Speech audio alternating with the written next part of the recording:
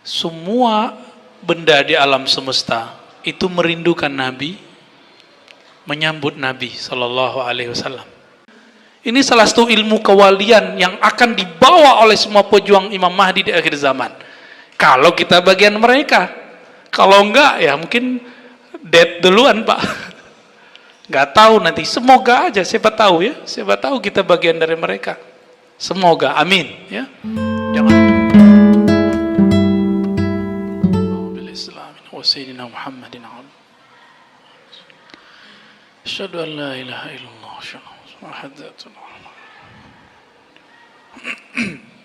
Baik, kita lanjutkan ya. Ada satu bagian lagi yang kita disindir oleh Maulana Syekh Ali Jum'ah, betapa kurang pekanya kita. Semua benda di alam semesta itu merindukan Nabi, menyambut Nabi Sallallahu Alaihi Wasallam. Satu kali Nabi jalan-jalan di bebatuan Mekah, bukit-bukit bebatuan Mekah, itu batu-batu ngucapin salam ke Nabi. Nabi Sallallahu Alaihi Wasallam mau buang air kecil di salah satu pelosok Madinah, itu Nabi panggil, ada pohon kurma. Nabi mau buang air kecil, nggak ada toilet, maka Nabi panggil, pohon kurma, tutupin saya. Datang dia Pak, nutupin. Patuhnya mereka menyambut Nabi Sallallahu Alaihi Wasallam. Kita ini yang nggak peka Pak.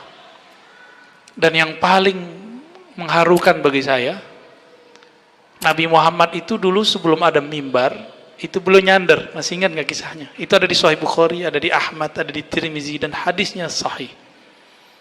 Ini bukan khurafat, ini jelas hadis Sahih Bukhari. Yang orang kalau nggak punya hati nurani nggak akan faham ini makna hadisnya. Tahu hadisnya ya, tapi faham tidak. Ketika dibuatkan oleh sahabat yang berasal dari Rum, karena orang Arab ini peradabannya peradaban syair. Kalau Madinah tambah peradaban pertanian. Orang Rum ada yang bisa mebel. Dibuatkanlah mimbar untuk Nabi. Ketika Nabi naik ke atasnya, terlengah suara tiang tadi yang tempat Nabi bersandar menangis. Hanna ini nangis rindu. Pernah nggak dengar orang rindu nangis? Biasanya perempuan tuh ya. Ya, gimana? Saking halusnya kolbu perempuan itu bisa saking rindunya dia nangis Pak. Maka laki-laki yang bisa merindukan Rasulullah, dia bisa memahami hatinya perempuan. Karena dia bisa merindu kepada Sayyidus Sadat, Sayyidina Muhammad Sallallahu Alaihi Wasallam. Antum bayangkan, itu tiang nangis. Akhirnya Nabi ambil, Nabi pegang, Nabi elus. Kayak gini nih, dielus. Nabi ngomong, tuh, ngomong sama pohon, batang yang udah dianggap mati oleh kelompok ekstrim itu sekarang. Ini kan khurafat besar nih versi mereka Pak. Ini buku khusus buat Nabi. Enggak, nanti Imam Mahdi keluar, semua tentara Al-Mahdi bisa ngomong dengan semua pohon selain pohon kharqat. Ini bukan khas buat Nabi. Ini salah satu ilmu kewalian yang akan dibawa oleh semua pejuang Imam Mahdi di akhir zaman. Kalau kita bagian mereka, kalau enggak ya mungkin dead duluan Pak. Nggak tahu nanti, semoga aja, siapa tahu ya, siapa tahu kita bagian dari mereka. Semoga, amin ya. Jangan minta mati duluan Pak ya. Tapi kalau takut minta mati duluan aja. Kalau saya nggak mau, saya pengen berjuang ya. Kita merindukan masa-masa berjuang dengan Sayyidina Al-Mahdi itu ya. Cuma nggak tahu ya nyampe nggak umur apa enggak. Semoga nyampe. Itu Nabi elus Pak, dielus. Nabi ngomong. Karena Nabi bisa bahasa alam semesta. Ini namanya ilmul mitsaq, seperti disebutkan dalam kitab Khatmul Aulia Imam Tirmizi, Al-Hakim At-Tirmizi. Nabi ngomong, kamu pilih jadi sandaranku di dunia atau menjadi pohon di surga yang akarnya mengambil dari air-air surga.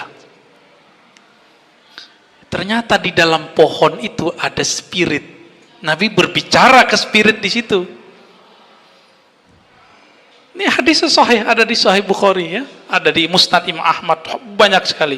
Kata Syekh Al-Jumah, ya, akhraja asla hadzal hadis jam'un ghafirun minal huffaz. Banyak yang meriwayatkan hadis ini. Gimana Pak? Kalau ada sekarang orang bisa ngomong begini, antum bilang dia apa? Khurafat ente gitu ya. Coba antum ketemu Nabi, mungkin gak percaya sama Nabi kali. Pantas dulu orang bilang Nabi Muhammad gila. Ngomong sama pohon Pak. Ini pohon apa kejadian sama dia? Kok dia terpilih jadi mimbar? Ini gak sembarangan, ini Allah pilih loh Pak. Setiap hari ada imam sampingnya, ada khutbah, khotib naik sini. Dia senangnya bukan main. Senangnya dia bukan main ini. Ketika Nabi katakan begitu, sayangnya semua spirit di alam semesta selain jin dan manusia akalnya sudah dihilangkan. Maka yang terbayang bagi dia cuma enak. Hidup enak gimana? Enak hidup di dunia apa di surga? Surga. Maka dipilih surga. Seandainya saya pohon itu, saya memilih bersama Nabi, saya nggak lihat surganya. Karena surga kuncinya ada di tangan Nabi. Bener. Kuncinya ada di tangan Nabi. Cuma sayang, kana maslubal aql. Semua benda-benda di alam semesta maslubunal aql. Akalnya sudah hilang. Ada cuma spiritnya aja Pak. Ya maka dia bisa dialog. Nabi tahu namanya. Nabi bisa dialog dengannya. Nah, kalau ada orang hari ini dikasih ilmu itu, mungkin dia tentara Al-Mahdi kali Pak. Ya. Mungkin walau alam. Atau halu, bisa jadi halu toh. Bisa halusinasi, bisa asli. Ini tipis. Satu masuk ke khayalan, satu masuk ke kolbu. Ini beda. Ada ilmunya tuh. Kalau saya lah yang ada di spirit itu, saya akan menjawab, bersamamu wahai Rasulullah. Bawa aku ke atas mimbar, tetap nyandar kepadaku wahai Rasul. Kayak Ustadz nih. Nyandar kayak gitu tuh. Ya. Cuma sayang, si pohon gak kenal. Kenikmatan hakiki itu ada di tangannya Nabi Sallallahu Alaihi Wasallam. Apa kata Nabi? Ya udah, af'al insyaallah. Saya akan tunaikan hajatmu, kamu akan menjadi pohon surga. Maka pohon-pohon surga itu ada yang emang turun dari surga, ada yang dari dunia dengan berkat salawat kepada Nabi dipindahkan ke surga. Itulah salawatnya ke Nabi. Salawat dia jadi sandarannya Nabi. Ya, maka Abu Bakar tuh dapat salawat Nabi berapa coba? Hartanya semuanya untuk Nabi. Semua harta Abu Bakar untuk Nabi, Pak. Kira-kira ada apa dengan Abu Bakar nanti?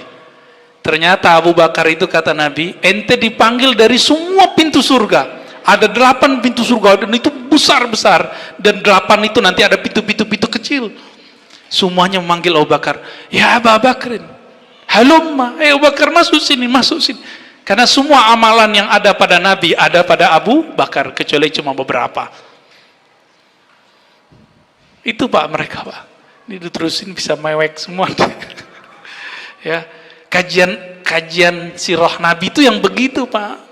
Kajian Maulid Nabi itu menceritakan yang begini seharusnya, sehingga tumbuhlah mahabbatun Nabi, rindu kepada Nabi. Apa kata Nabi sebelum kita sholat?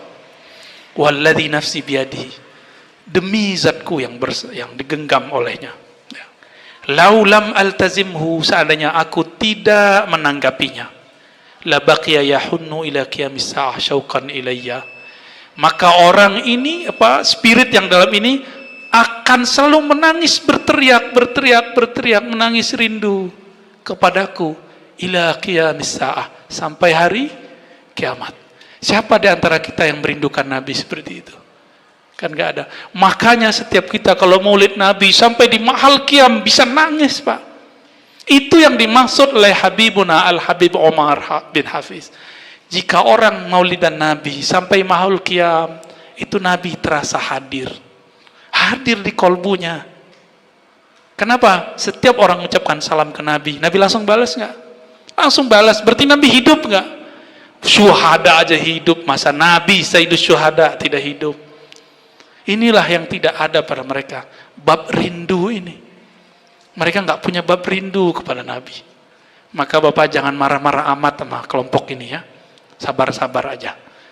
Emang para perindu ini harus siap dicaci maki. bahkan disebut majnun oleh orang, Laila Majnun. Wassallallahu ala Muhammad. Nanti kita teruskan pada salat. Assalamualaikum warahmatullahi wabarakatuh.